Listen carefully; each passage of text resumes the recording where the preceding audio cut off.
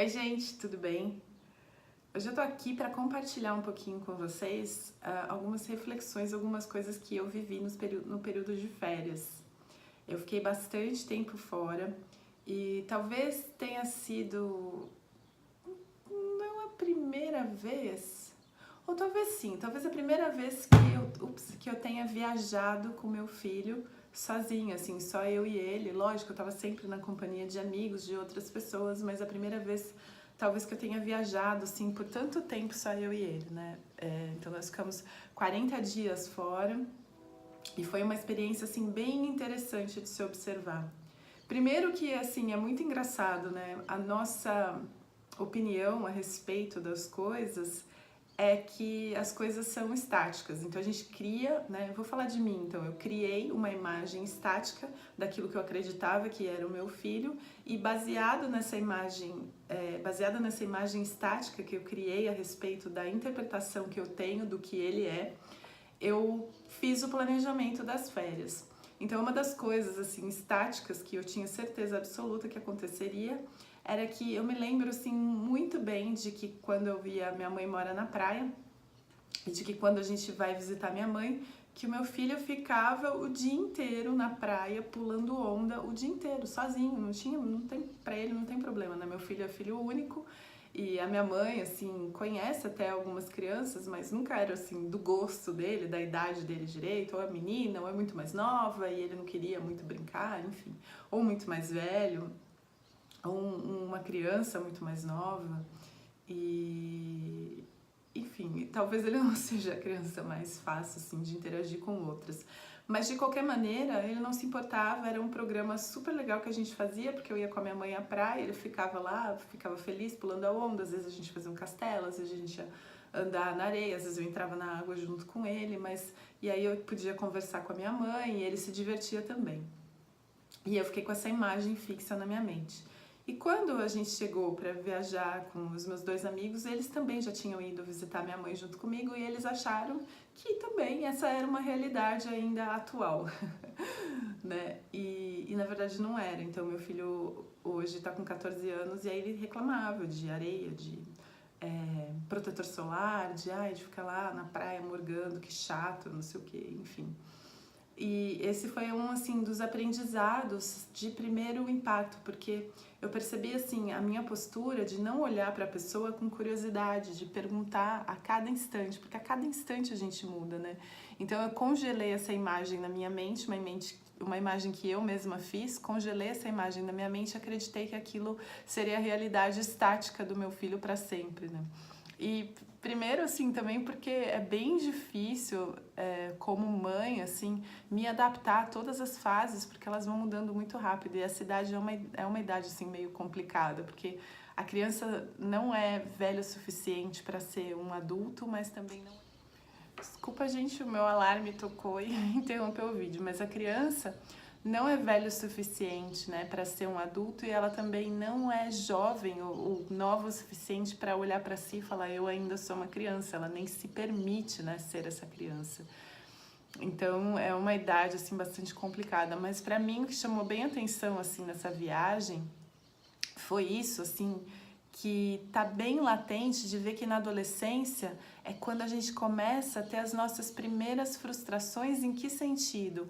É quando começa aquele tão conhecido, né, nosso desconforto, sensação de que falta alguma coisa, sensação de vazio, carência, insatisfação.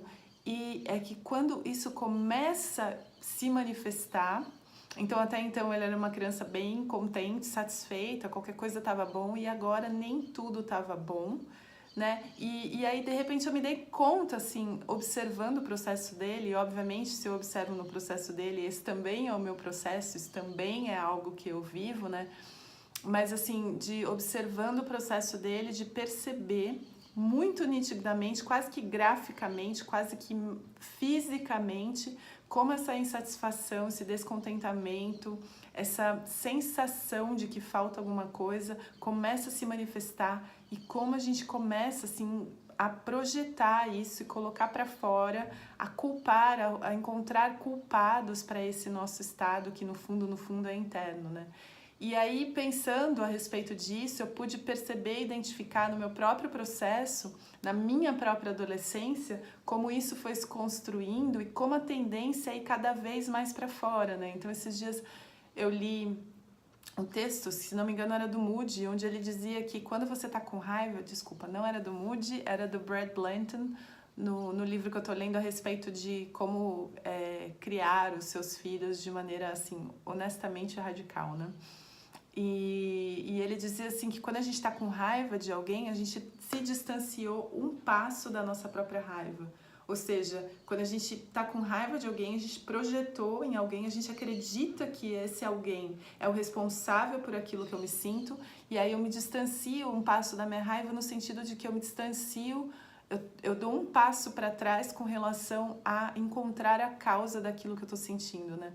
Então, assim, no processo dele, deu pra ver, e aí foi muito legal, porque a gente estava convivendo muito intensamente, né? Então, ele mais 3 adultos, ele e um casal de amigos, e assim, como as pessoas reagiam com relação a ele, né? Então, foi muito legal, gerou muitas conversas, muitas reflexões, são pessoas muito queridas, assim, que também seguem, assim, esse caminho do autoconhecimento, em que a gente pode compartilhar, trocar e falar a respeito das coisas, né?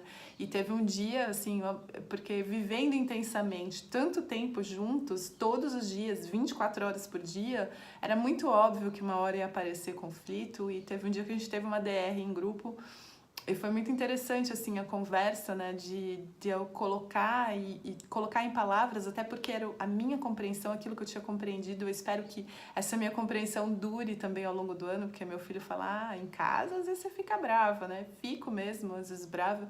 Durante as férias eu não sei, eu acho que eu tava num treinamento no nível master, ou eu liguei o botão férias, mas de verdade não teve momentos em que eu me irritei com ele, como geralmente acontece aqui.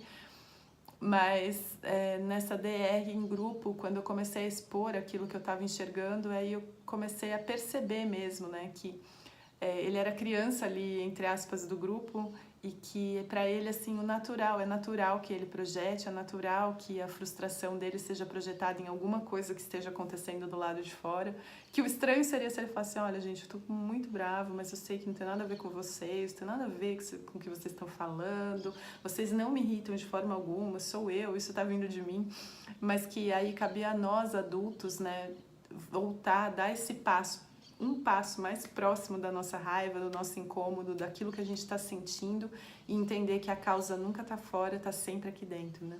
Então eu queria compartilhar, assim, essa reflexão com vocês, para que talvez vocês também façam uma viagem aí no túnel do tempo e percebam que essa insatisfação, esse descontentamento, esse sentimento de que falta alguma coisa, já acompanha a gente há algum tempo, e aí a gente muito bem como é que eu falo? Com muito sucesso, a gente tem conseguido projetar isso em algumas coisas que aconteceram na nossa vida, mas no fundo, a gente só tem se distanciado dessa causa. Era essa reflexão que eu queria compartilhar com vocês hoje. Super, super obrigada pela atenção. Um beijo grande. Namastê.